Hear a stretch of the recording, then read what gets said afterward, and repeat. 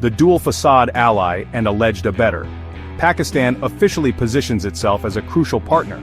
It stands in the global fight against terrorism. This is its declared public stance. Many nations have acknowledged this declared commitment. Pakistan has participated in various international counter-terrorism efforts. This cooperation is often highlighted by its officials. However, persistent questions and serious doubts remain.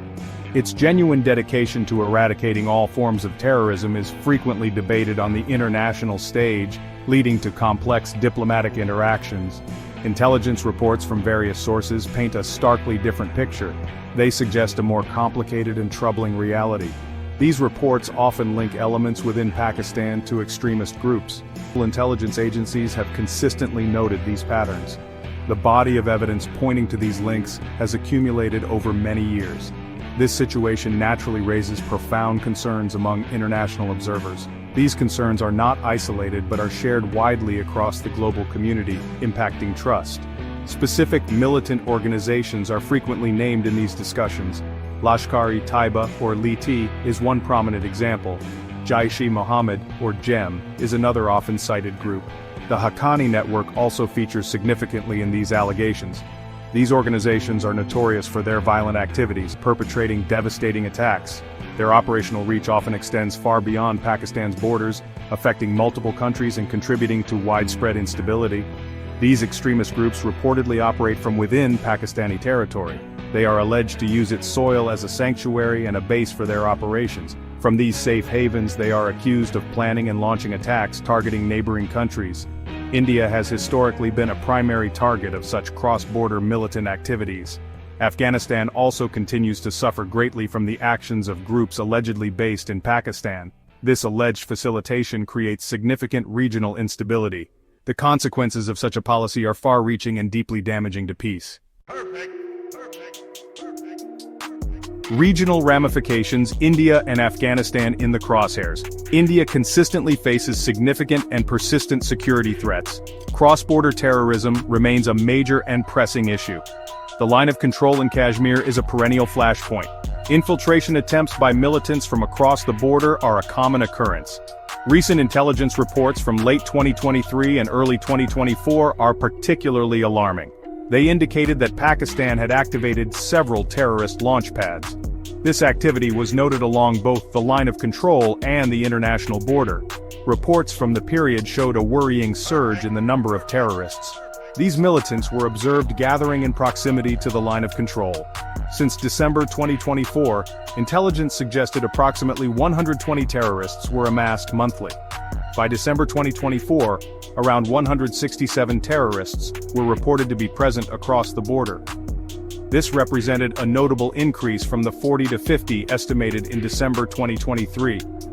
These militants were reportedly armed and under orders to carry out attacks. These orders included regular shooting incidents, border action team attacks, and improvised explosive device blasts, escalating tensions. Afghanistan also bears a heavy brunt of regional militancy.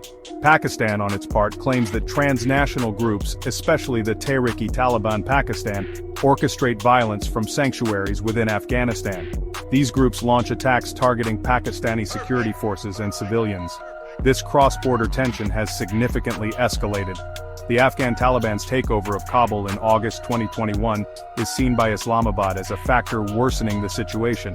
In response, Pakistan conducted controversial airstrikes inside Afghanistan, such as those in Paktika province in late 2024, targeting alleged TTP hideout. Pakistan's purported support for certain militant groups is seen as a key factor fueling ongoing conflicts. It potentially enables proxy wars fought through non-state actors.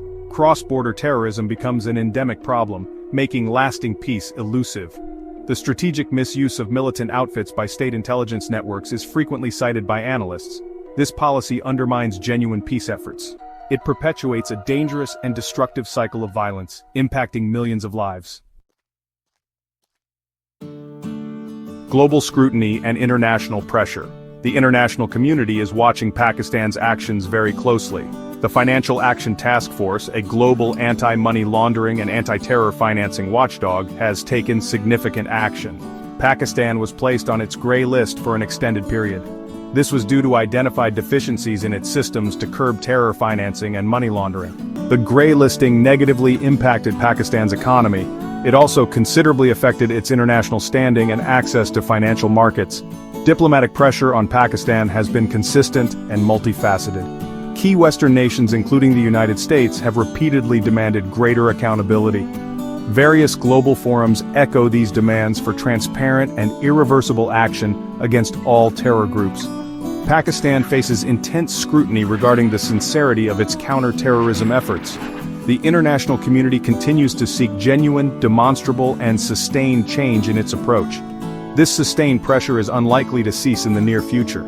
It directly reflects widespread global security concerns about regional stability.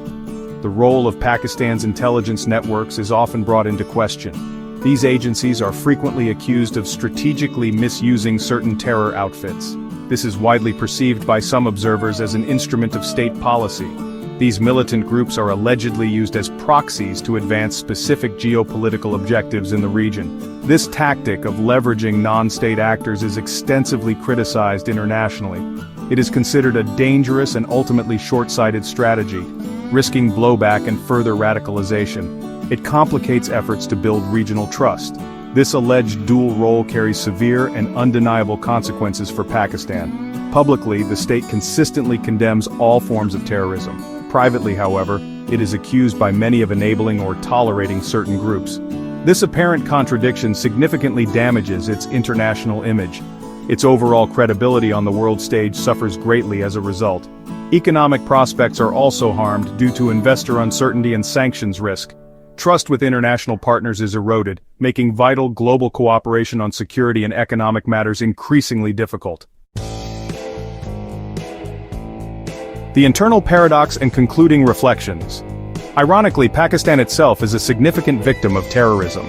The resurgence of groups like Tehreek-e-Taliban Pakistan is a stark example. TTP attacks within Pakistan have increased dramatically in recent years. The Global Terrorism Index 2025, released in early 2025, highlighted this alarming trend. It reported that TTP was responsible for a staggering 90% increase in terror-related deaths in Pakistan during 2024.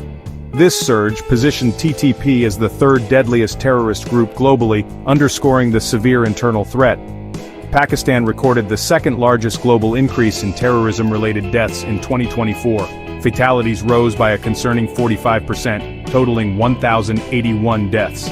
This resurgence is partly linked by analysts to the Taliban's return to power in neighboring Afghanistan. Civilian casualties have been exceptionally high, with a December 2024 CRSS report stating over 1,600 civilians and security personnel were killed in 2024.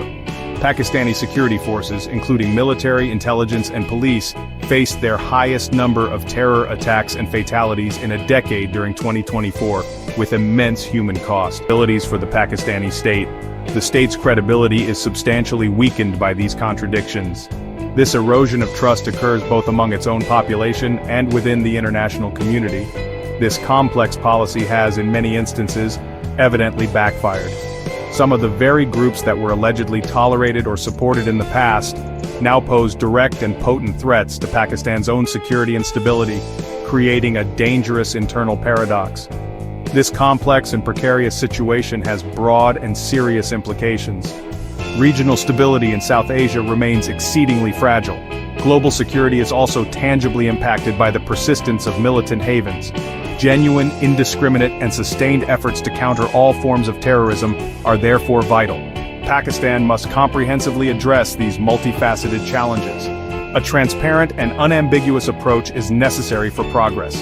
The future security and prosperity of both Pakistan and the wider region depend heavily on decisive and sincere action against all extremist entities.